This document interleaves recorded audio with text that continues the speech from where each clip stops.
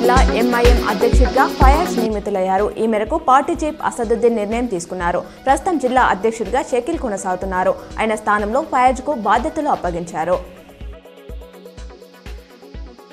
తెలుగు రాష్ట్రాల్లో కూరగాయల ధరలు ఆకాశాన్ని అంటుతున్నాయి. ముఖ్యంగా టమాటా రేటు అమాంతం పెరిగింది. హోల్సేల్ మార్కెట్లు, మండీలలోని ధర ₹80-90 ఉండగా రిటైల్ మార్కెట్లో ₹100 దాటేసింది.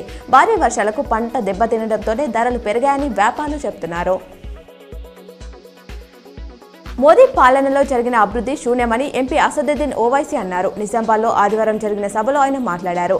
ఆర్ఎస్ఎస్ అధినేత మోహన్ భగవత్ సూచనల మేరకు ప్రధానమంత్రి మోదీ ప్రజల మధ్య విదేశాలు ఎజెండాను మాత్రమే అమలు చేస్తున్నారని ధ్వజమెత్తారు.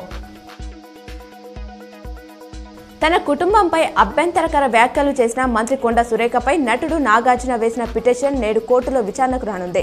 సమంత విడాకులో తన ప్రమేయం ఉందంటూ ఆమె చేసిన కామెంట్స్ తన కుటుంబ పరువుకు భంగం కలిగించాయంటూ నాగార్జున నాంపల్లి కోర్టులో పరువు నష్టం దావా వేశారు. పోలీస్ శాఖ జారీ చేసే నిబంధనలకు లోబడి సౌండ్ సిస్టమ్ వాడుకోవాలని నిజామాబాద్ పోలీస్ కమిషనర్ కల్మేశ్వర్ తెలిపారు.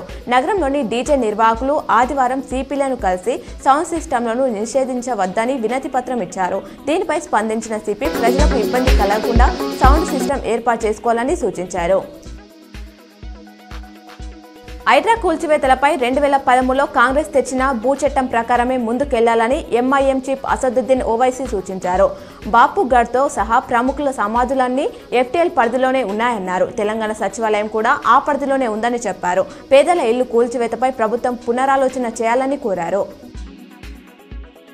తమిళనాడులోని చెన్నై బీచ్ వద్ద ఎయిర్ షో ప్రదర్శన ఆకర్షించింది. నేడు మార్కెట్ కమిటీ నూతన పాలకవర్గ ప్రమాణ స్వీకారం కార్యక్రమం జరగనుంది. అధ్యక్షుడిగా ముప్ప గంగారెడ్డి ప్రమాణ స్వీకారం చేయనున్నారు.